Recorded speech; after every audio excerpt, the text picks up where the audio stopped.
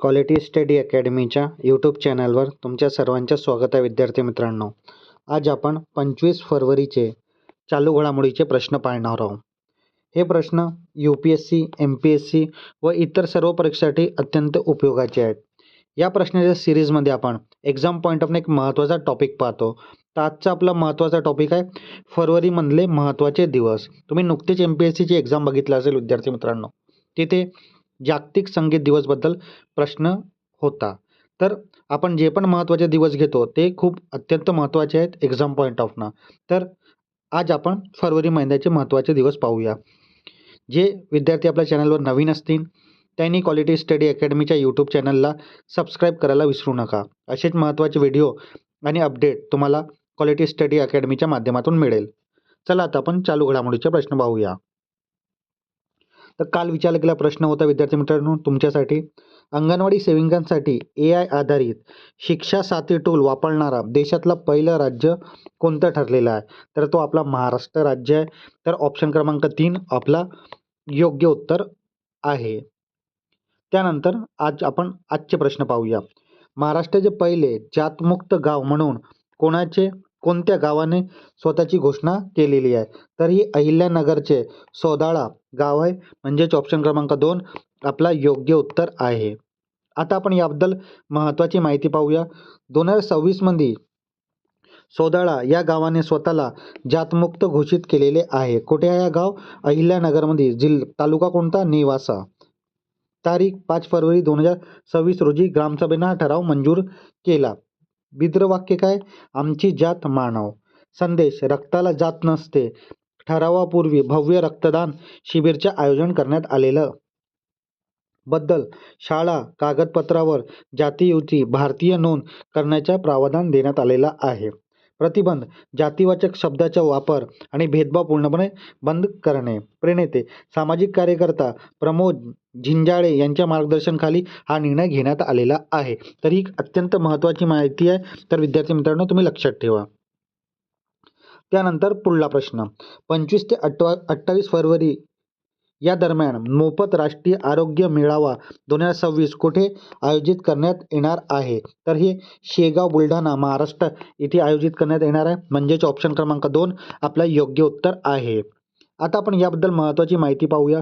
मोफत राष्ट्रीय आरोग्य मेळावा 2026 ठिकाण कोणता? विसावा मैदान, शेगाव, जिल्हा बुलढाणा. तारीख 25 ते 28 फरवरी 2026 रोजी. उद्घाटन कोणाच्या हस्ते होणार आहे? तर राष्ट्रपती द्रौपदी मुर्मू यांच्या हस्ते होणार आहे. स्वरूप: मोफत आरोग्य तपासणी, सल्ला आणि औषधी उपचार. पद्धत: आयुर्वेद, योग, युनानी, सिद्ध आणि होमिओपॅथिक. आयोजक: केंद्रीय आयुष मंत्रालय व अखिल भारतीय आयुर्वेद महासंमेलन हे आयोजक आहे. तर हा खूप अत्यंत महत्त्वाचा इव्हेंट आहे विद्यार्थी मित्रांनो. तर तुम्ही याची माहिती नोट डाऊन करून ठेवा. त्यानंतर आपण पाहूया पुढला प्रश्न. केरळ विधानसभाने राज्यात अधिकृत नाव बदलून काय करण्याचा ठराव मंजूर केलेला आहे? तर केरळम हे ठराव मंजूर केला आहे, म्हणजेच ऑप्शन क्रमांक 3 आपला योग्य उत्तर आहे. त्यानंतर पुढला प्रश्न, नेदरलँडचे पहिले समलैंगिक पंतप्रधान कोण बनलेले आहे? तर नेदरलँडचे पहिले समलैंगिक पंतप्रधान रॉबर्ट जेटन हे बनलेले आहेत, म्हणजेच ऑप्शन क्रमांक 2 आपला योग्य उत्तर आहे. आता आपण याबद्दल महत्त्वाची माहिती पाहूया. नेदरलँडचे पहिले समलैंगिक पंतप्रधान रॉब जेटन बनलेले आहेत. वय किती आहे त्यांच्या? 38 एवढे वर्षाचे ते आहेत. नेदरलँडचे पंतप्रधान 23 फरवरी 2026 रोजी त्यांनी शपथ घेतली. विक्रम हे नेदरलँडचे पहिले समलैंगिक आणि सर्वात तरुण पंतप्रधान ठरलेले आहे. पक्ष कोणता आहे त्यांचा? डेमोक्रेटिक 66 D66 या पक्षाचे ते नेते आहेत. त्यांनी CDA आणि VVD या पक्षासोबत मिळून अल्पसंख्य युतीची सरकार स्थापन केलेली आहे. त्यानंतर आपण पाहूया पुढला प्रश्न. माजी रेल्वे मंत्री यांचे नुकतेच निधन झाले. ते कोणते पक्षाचे संस्थापक होते? तर ते तृणमूल काँग्रेस या पक्षाचे संस्थापक होते, म्हणजेच ऑप्शन क्रमांक 3 आपला योग्य उत्तर आहे. तर त्यानंतर आपण पुढला प्रश्न पाहूया. 7वा भारत जपान संयुक्त लष्करी सराव धर्मा गार्डियन 2026 कुठे आयोजित केला जात आहे? तर हा चौबतिया उत्तराखंड इथे आयोजित केला जात आहे, म्हणजेच ऑप्शन क्रमांक 2 आपला योग्य उत्तर आहे. धर्मा गार्डियन 2026 सराव 7वा भारत जापान संयुक्त सराव आहे. विद्यार्थी मित्रांनो, कुठे होत आहे? उत्तराखंडमध्ये अल्मोडा चौबेटिया इथे. कालावधी 24 फरवरी ते 9 मार्च या दरम्यान होणार आहे. सहभाग भारतीय सेना आणि Japan ground self defence force हे सहभागी होणार आहेत. उद्देश दहशतवादी विरोधी कारवाई आणि शहरी युद्ध कौशल्यांचा सराव आहे हा. क्षेत्र पर्वतीय आणि जंगल भागातील लष्करी समन्वय वाढवणे याचा मुख्य उद्देश आहे.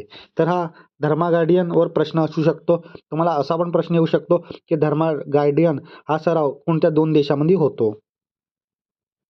त्यानंतर आपण पाहूया पुढला प्रश्न. आशिया आर्थिक संवाद 2026 ची 7वी आवृत्ती कोणत्या शहरात आयोजित करण्यात येणार आहे? तर हे पुणे, महाराष्ट्र येथे आयोजित करण्यात येणार आहे, म्हणजेच ऑप्शन क्रमांक 2 आपला योग्य उत्तर आहे. आता आपण याबद्दल महत्त्वाची माहिती पाहूया. आशिया आर्थिक संवाद 2026 पुणे शहर, महाराष्ट्र 26 ते 28 फरवरी 2026. आयोजक कोणते आहेत? परराष्ट्र मंत्रालय, मिनिस्ट्री ऑफ एक्सटर्नल अफेअर आणि पुणे इंटरनॅशनल सेंटर. विषय काय आहे? थीम जागतिकीकरणाच्या पलीकडे भू अर्थशास्त्र, जिओ इकॉनॉमिकल बियॉन्ड ग्लोबलायझेशन. सहभाग 45हून अधिक जागतिक वक्ते आणि 9 देशाचे प्रतिनिधी येथे सहभागी होणार आहेत.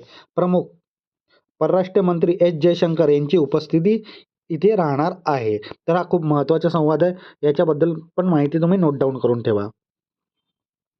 त्यानंतर पुढला प्रश्न.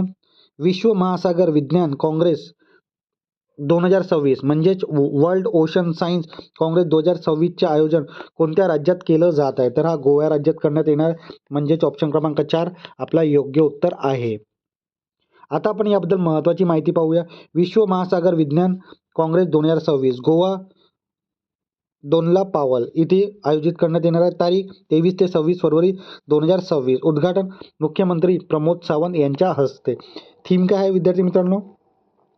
महासागराचे आरोग्य आणि शाश्वत भविष्य. यजमान संस्था कोणती आहे?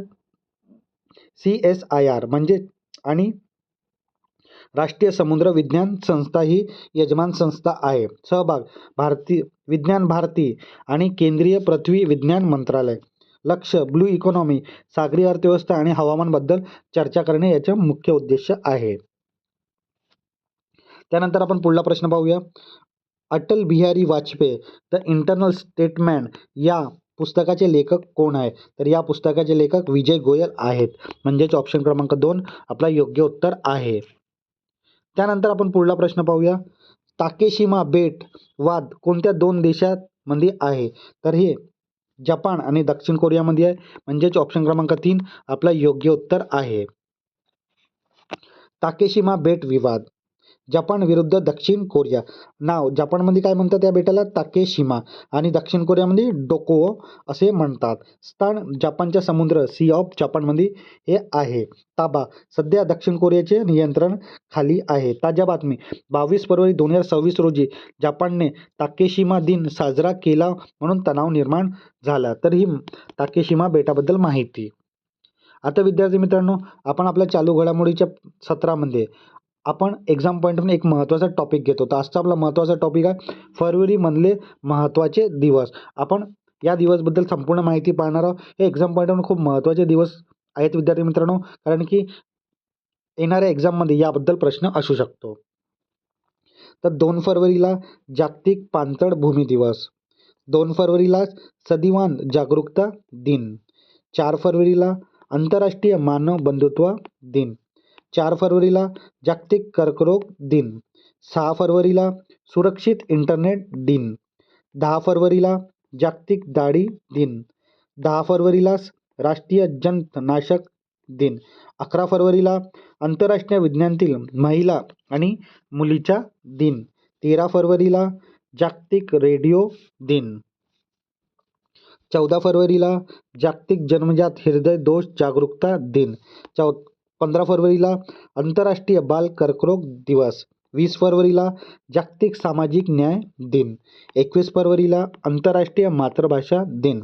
22 फरवरीला जागतिक विचार दिन. 27 फरवरीला मराठी भाषा गौरव दिन. कवी कुसुमाग्रज यांच्या जयंतीनिमित्त. आणि 28 फरवरीला राष्ट्रीय विज्ञान दिवस. तर विद्यार्थी मित्रांनो, हे खूप महत्त्वाचे दिवस आहे. तुम्ही हे दिवस नोट डाऊन करून ठेवा. आता विद्यार्थी मित्रांनो, तुमच्यासाठी या सिरीजमध्ये एक क्वेश्चन ऑफ द डे तुमच्यासाठी असतो. तर आजचा प्रश्न तुमच्यासाठी आहे, 350 आंतरराष्ट्रीय सामने खेळणारी पहिली ऑस्ट्रेलिया खेळाडू कोण ठरलेली आहे? तर हे ऑप्शन तुमच्या समोर आहेत विद्यार्थी मित्रांनो. या प्रश्नाचं उत्तर नक्की तुम्ही कमेंट बॉक्समध्ये द्या. चुकलं तरी काही हरकत नाही. येणाऱ्या व्हिडिओमध्ये आपण याबद्दल माहिती पाहणारच आहोत. आता विद्यार्थी मित्रांनो, आपण आपल्या क्वालिटी स्टडी अकॅडमीच्या यूट्यूब चॅनलवर आपण ही जी करंट अफेअरची सिरीज घेत आहोत, ते सिरीज तुम्हाला कशी वाटत आहे तुम्ही नक्की कमेंट बॉक्समध्ये सांगा. हे सिरीज तुम्हाला आवडतच आहे तर नक्की लाईक करा, शेअर करा आणि आपल्या क्वालिटी स्टडी अकॅडमीच्या यूट्यूब चॅनलला सबस्क्राईब करायला विसरू नका. धन्यवाद.